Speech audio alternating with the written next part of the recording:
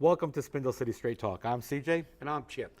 and today's show reminds me of a show of when I was a kid called the New Zoo Review. It's the New Zoo Review coming right at you. I'll tell you, we find more junk that we don't really need to hear, but it just keeps flowing. And, you know, Fall River's just full of it, I guess. And I'll tell you, we have been getting such feedback from people. It is amazing. We really need to work on making sure that we can put together these pieces so that you, the people, the viewers, and the people of Fall River can understand what's happening in Fall River. I'm going to open up with something that was reported on WSAR, and I actually sent it to John Sullivan over at DOE. And Mr. Sullivan's usual reply is to send it to Jacqueline Reese, who's the media director. But I'll read the email I sent him. It has been reported today by Meg Mayo Brown and members of the Fall River School Committee that items included in the 2014 fiscal year school budget for Fall River, now that's the budget that ends this June 30th, included items which the city school department and the city administrator could not be included to meet net school spending, but chose to include them based upon an agreement by former city administrator Sean Kadim and Mr. Brown of the Fall River School Department. The citizens of Fall River are demanding where the money for the fiscal year 14 and fiscal year 15 budgets are or have gone. The city is scheduled to receive $106 million for fiscal year 15, but yet they only approved $97 million for the fiscal year 15 budget. Please be advised that these reports have been provided to the AG's office, the IG's office, the FBI, and the U.S. Attorney General's office. Please advise as the city mayor refuses a forensic audit, but a pro forma audit. C.J. Ferry. And Mr. Sullivan sent this on to Ms. Reese, who sent me back a reply. The State Department of Elementary and Secondary Education have been working with the Fall River School Department and the city and will continue to do so. And I told her that this was not a media request, but that this was a citizen's request and was sent for informational purposes. And she sent me back an email saying, don't bother sending it to the media then. It's very interesting because then Ray Mitchell sends me an email in reply to this and also to the concerns we had about not meeting net school spending for fiscal year 15. And it's very distinct. It's like three lines long. After checking with DESE, it is illegal for a community to present a budget that does not meet net school spending. The DOR can take sanctions against the community if they do not meet net school spending. Thank you for your concern, Ray Mitchell. What kind of answers are these? Well, it's kind of like a short way to say we don't want to hear it because we know how messed up everything is and nobody really wants to find out the answers. Again, money missing, money misappropriated, money misspent, money being spent in too great an amount in areas and not enough in other areas. And it's a catastrophe. The school department budget is basically a universe of its own. And there's just so much. The budget is so large and so comprehensive. It's difficult.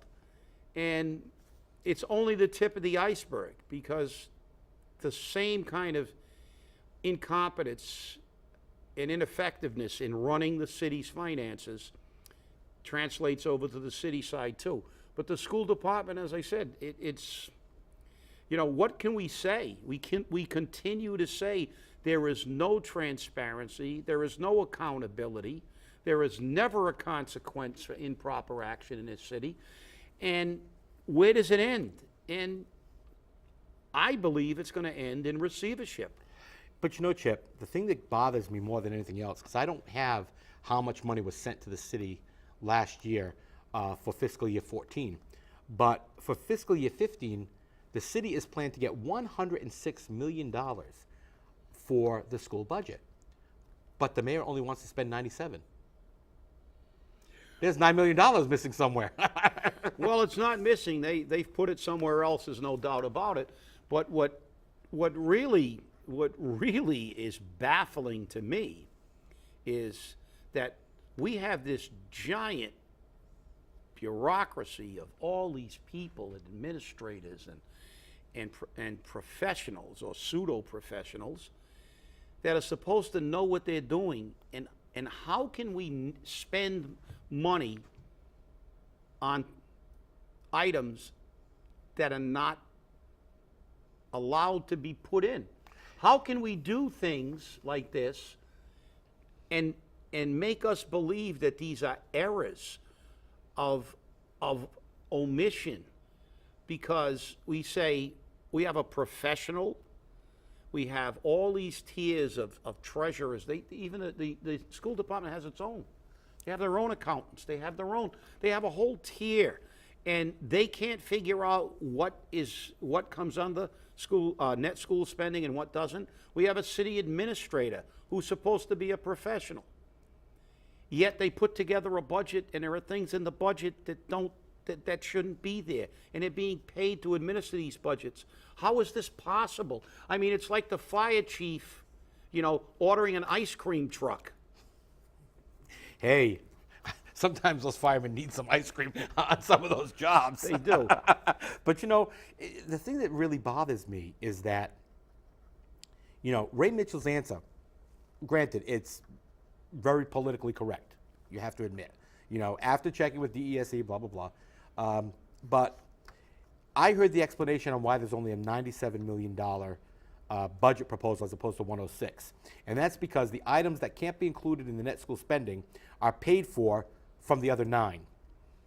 And then other radio talk show hosts have said that the city gets overpaid so that they can meet the costs of administration, payroll administration, switchboard operators, et cetera, which sounds a little fishy to me, but that's okay. I mean, I understand that every department gets billed for everything because it's a way for the city to justify budgets, okay? So your payroll, we do, and because we do it, we bill you for that. And because our switchboard operator handles your phone calls, we bill you for that. And, it sounds like, we take care of your trash, so we bill you for that. And that's fine. But the problem is, it's $106 million, and you're saying you can't come up with 99 to meet net school spending for the school department? I mean, do you have a trip? I mean, are you another person getting paid $6,500 for transportation back and forth to work? Well, again, it's always a ploy of people to overcomplicate things. Right. You got an explanation about we have to pay for non-net school spending items, which is fine. But let's look at the bottom line. And we never do in the city. It's not, we spend money we don't have, and we can't figure out why the budget isn't balanced. There's a bottom line. And the same thing, it's like if you have to spend $99 million in net school spending items, why haven't we spent $99 million on net school items? I don't care about everything in and above net. We're talking about what we have to spend on items that fall within the purview of net school spending. And remember, though, that money's actually coming from the state, $106 million, and you only want to spend 97, which isn't net school spending, 99 is. But DOE's responses to my requests for information and my requests for actions based upon what we've been providing to them has always been, we can't speak about hypothetical budgets. It's not hypothetical. It was proposed. Ray Mitchell even said, if they propose it, it's illegal. And we can have sanctions. So it's already been proposed. It is illegal, and DOR can establish some sanctions. Those sanctions are the loss of the Chapter 70 money. That's the $106 million. Will they take it all? I doubt it. But guess what? You can lose it. And moving the money around saying, oh, well, we paid last year's deficit in this year's budget, but this year's budget has now got another deficit twice of what last year's was. No, that's not paying it off. That's just shifting the dollars to another fiscal year, and you can't do that. That's worse than kicking the can down the road. That's paying your debt with a credit card. Well, you know what the problem we have here is? It's just government bureaucracy on all levels, state, local, and of course federal is just beyond belief. But the reality is government makes it very difficult for you or even to hold themselves accountable. You have all these hoops you have to jump. They say that we can't look at hypotheticals, we can't do this. The reality is they don't want to. They don't want to. The reality is they try to get, look how long it takes to get any information about anybody at the State House who does something improperly. What do? They convene committees, they do investigations. It takes forever. It takes a year to do what other people do in a day. And that's one of the problems, that government is a self-perpetuating entity. They're there, and they've gotten to the point where they make everything as difficult as possible. The old adage, you can't fight City Hall, doesn't mean that literally. It means that even if you're right, you can't fight them, because they tie you up for so long in getting anything that most people say, the hell with it, it's futile. I won't do it. I can't do it. I can't afford it. Do you think that, do you know how many lawsuits are not brought against the state and against the city because people just can't afford to bring the suits? They can't spend 10 years of their life in court and all their money to win a case. So they get away with things that you and I can't get away with. That's why it's time for a change. I will quote Mark Twain. Politicians are like diapers. They should be changed often and for the same reason. Well, you know, it's some of those quotes are definitely very true. And I just think it's amazing at the change in opinion that many of the people on the city council have had. First off, we don't know what Paul DeSilva thinks because he's been on vacation. I guess that's more important than the budget and more important than what has to happen in the city. Do I think he shouldn't have taken a vacation? I think he could have put it off to a different day. Everyone deserves a vacation, but obviously he set his priorities. So the people of Fall River come last. Thank you, Paul DeSilva. Mike Mioza says he's going to now support this budget. Okay, so there's vote 1 on this budget side. With 4 definite votes, that makes 5. There's only 1 more vote needed. I firmly believe that that vote's either going to come from Joe Camara or one of the other 3. Well, I had an in-depth conversation with Mike Mioza yesterday about his position. And he said that he has stated that he would vote for the budget, that he couldn't live with the 112 budget, but he said that he didn't make himself clear enough. He's not going to vote for the budget unless there are conditions met. And those conditions are that they have to have an audit, and there are other conditions that he feels that must be met. And he says if those conditions aren't met, he is not going to support the budget. Well, that's good to hear. And it is. And Mike, I have the utmost respect for Mike. He does a lot of homework. He's done great work on the landfill. Did a lot of research, and he and I had a very long discussion. And I told him that I respect his work. However, I respectfully disagreed with his position because I said that I understand where you're coming from, Mike, that you don't think now is the time for the city to go into receivership, and you think it's right. But I don't think anything other than a forensic audit would satisfy me at this point in time. I believe that the city is in receivership, and the mayor has basically admitted that. He said, I'll turn the keys over and let the city go into receivership. The fact is, I believe we are there if anybody really does all the math. But I do respect Councilor Mioza's position, and if he votes for this budget with the conditions that he says, you know, I can understand that. I can agree with him. I have a bigger problem with the other puppets, the bobbleheads, that are going to vote for this budget as is, with no audit, with no cuts. Oh, and by the way, actually, Councilor Mioza said that one of the conditions were cuts, some job cuts and cutting some fat, which I believe is absolutely necessary. But the fact is, it's the other boneheads that are sitting there or don't even show up, as Paul De Silva did. And I think since he's been on the council, about the only time I've ever heard him speak is during the Pledge of Allegiance. So we have one councilor that says nothing, one freshman councilor that says nothing, another one that probably says too much. I believe he said that we've never had an increase up to 2.5 before. And I don't know where he's been. Maybe he was in Providence with the mayor.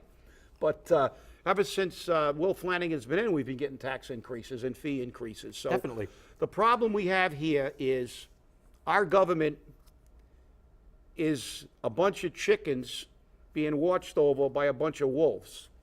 You know, and it's very interesting because I too have a lot of respect for Councilor Maioza. And when I heard that, I was taken aback, and I said, I can't believe that. And I'm glad that you clarified that, because that sounds more like Mike than anything else. And I think a lot of people in our audience also felt, why is he voting for this? But now we know. But you brought up the dump. And it's very interesting that at our local dump, 2 DPW or DCM workers were poisoned. I'm sorry. Don't laugh, I know it's funny. No, it's tragic. But it is.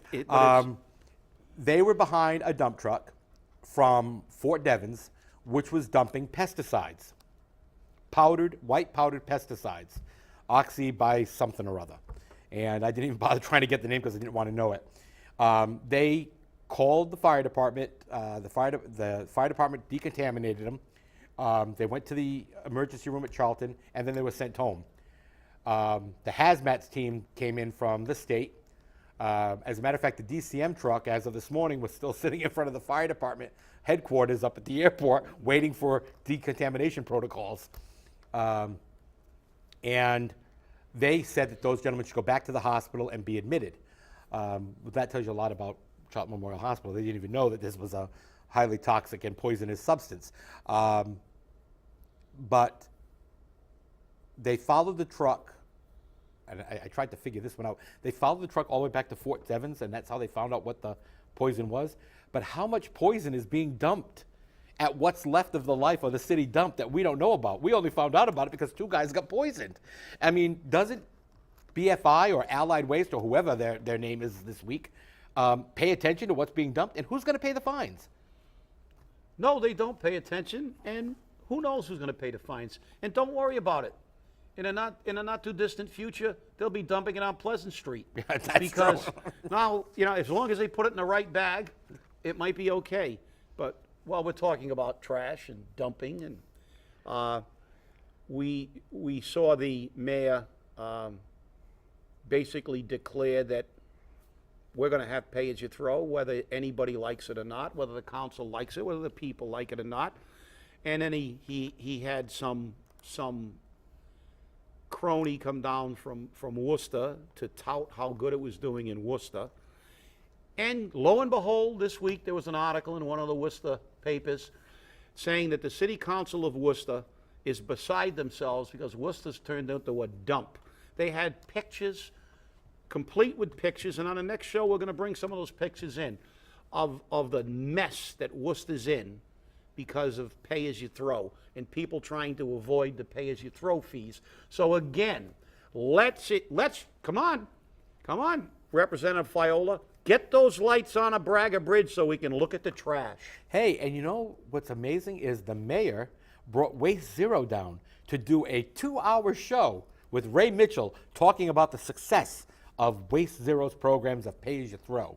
It's so successful that I signed a contract with a private company and had my bins delivered, and I called the city garage to pick up the city bins, which are still sitting on the sidewalk in front of my house. But everyone in my neighborhood was asking me about why I did that, and not one person knew about pay-as-you-throw. What? I got to stop paying for my trash? I said August 1st. And the poor gentleman across the street, he owns 3 buildings that are there. And he's an older Portuguese gentleman, very nice man, speaks very little English. And he had no idea that it started on August 1st, what was required, that he could be fined, that he was going to have to make sure. And he was beside himself. He doesn't know what to do. And I gave him the company's card, and I said, if you want to do it so you don't have to worry, here you go.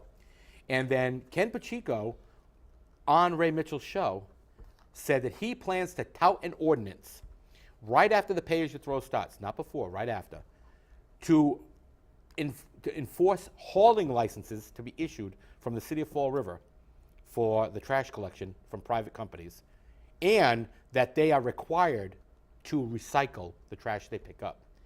That sounds to me like a restriction of trade practice, seeing that those companies are already licensed by the state. It certainly does, and it seems like a pretty obvious effort to deter private companies from doing business in Fall River and requiring the citizens to buy, their particular bags. And as you said, it looks to me like an infringement on the free enterprise system and something that's basically un-American.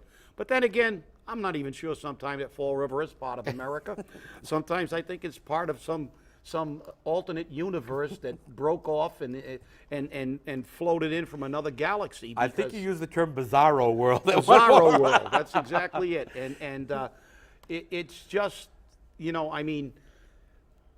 forget about this infringement on American free trade and things, but how can somebody propose something that now we look at the newspapers and see that it's not working in Worcester?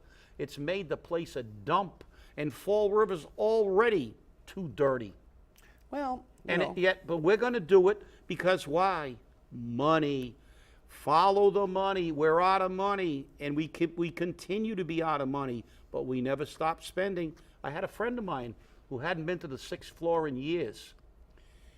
He mistakenly thought that a department was on the 6th floor, and it wasn't. And he got off the elevator. He called me up. And he said, "I was blinded by the tiles." He said, So I couldn't believe it. He said, "I've never been up there." I said, "Well," I said, "actually, we want some tourism. Maybe we could run tours of the 6th floor and show the people the Taj Mahal that we've built up there.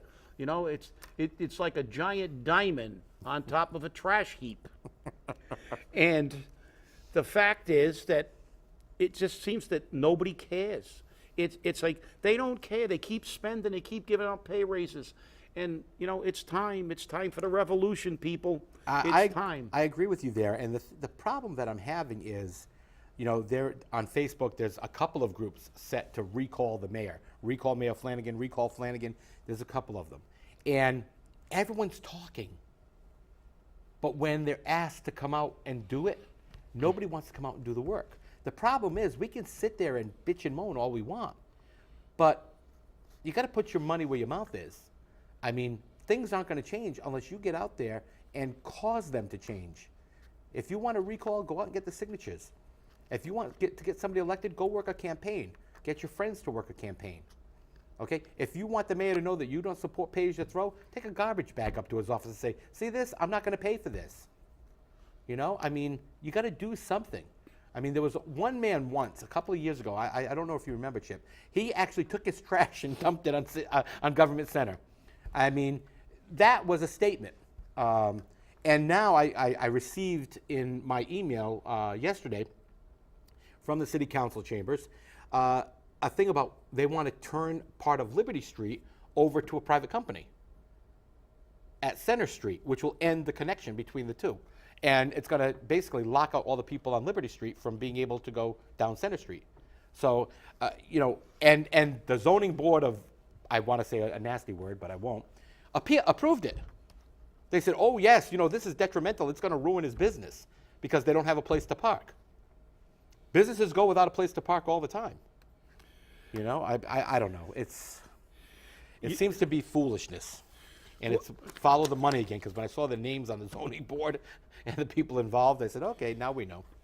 Well, you're right, CJ. The fact is that we have a lot of people calling. I have people calling. We have people getting on Spindle City Straight Talk's page on Citizens Alliance for Accountability in Government, demanding a recall. But the problem is, people, that a recall is not going to be effective if we don't have the people and the volunteers to go out and secure the signatures to have the recall. It's an exercise in futility. And then that will be perceived as people don't really want this guy out. We had a meeting yesterday of the retirees, which was more like a three-ring circus, actually. And we had over 250 people at the Liberal Club. Now, I've received a call from Madeline Coelho saying she's getting more calls today. Why wasn't I notified? Why didn't I know? And as you said about the pay-as-you-throw, there are people that don't even know we're going to get pay-as-you-throw. They don't understand. Well, we had people come to that meeting that weren't prepared to listen, didn't care about other people getting the information, and it turned into a situation where people didn't get the information. The city was there, Blue Cross was there, we're trying to disseminate information. It got to the point where we had to call another meeting for next week. And next week it's going to be different because I've told the city already, they're going to make the presentation with no questions until the presentation's complete, and the information will be disseminated. But people only respond to their own self-interest. If we want a better city, if we want a better government, if we want a better world, we have to realize that the only thing that moves us should not be our own self-interest. If an injustice is done to one, it's done to all. And you should realize that we're all in this together. If we change this city, we have to be together. And we have to realize that if you can afford pay-as-you-throw, that doesn't mean that it's a good idea. Because you can afford higher taxes doesn't mean that other people can.